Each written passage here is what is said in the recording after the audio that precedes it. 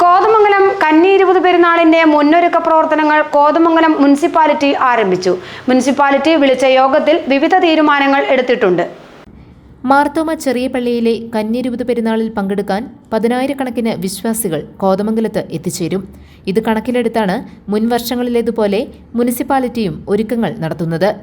ഇതേക്കുറിച്ച് ആലോചിക്കുന്നതിനായി ജനപ്രതിനിധികൾ, വ്യാപാരി സംഘടനകളുടെയും ആശുപത്രികളുടെയും റെസിഡൻസ് അസോസിയേഷനുകളുടെയും മറ്റ് വിവിധ സംഘടനകളുടെയും പ്രതിനിധികൾ, ഉദ്യോഗസ്ഥർ തുടങ്ങിയവരെ പങ്കെടുപ്പിച്ച് മുനിസിപ്പൽ ഓഫീസിൽ യോഗം ചേർന്നു.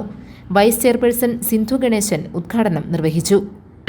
അങ്ങോളം ഇങ്ങോളമുള്ള തീർത്ഥാടകരാണ് ഇവിടെ എത്തുന്നത്. നമുക്കറിയാം, പല സ്വഭാവക്കാരായിട്ടുള്ള ആളുകളായിരിക്കും. നിരവധി ആളുകൾ പല സ്ഥലത്തു നിന്നും കച്ചവടത്തിനൊക്കെ എത്തുന്നുണ്ട്. അപ്പൊ അതുകൊണ്ടൊക്കെ ആ എല്ലാ കാര്യങ്ങളും ശ്രദ്ധിക്കാൻ തരത്തിലുള്ള ഒരു പ്രവർത്തനം നമ്മൾ നടത്തും.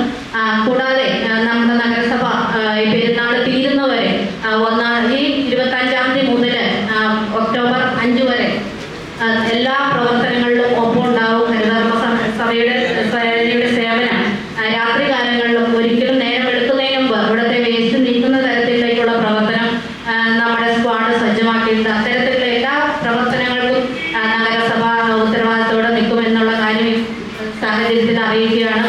അതോടൊപ്പം നമ്മുടെ ഉദ്യോഗസ്ഥർക്ക് പ്രത്യേകിച്ച് നമ്മളൊന്നും പറഞ്ഞു കൊടുക്കേണ്ടതില്ല, കാരണം അവരെല്ലാം എല്ലാ വർഷവും കൃത്യമായി ചെയ്യുന്നതാണ്. അപ്പോൾ standing committee chairperson Nisha Davis അധ്യക്ഷത വഹിച്ചു.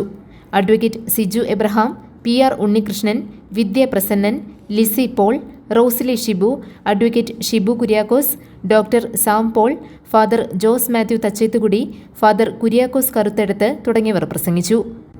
ഗതാഗത നിയന്ത്രണം, പാർക്കിംഗ്, ഹരിത പ്രോട്ടോകോൾ തുടങ്ങി വിവിധ കാര്യങ്ങളിൽ യോഗം തീരുമാനമെടുത്തു.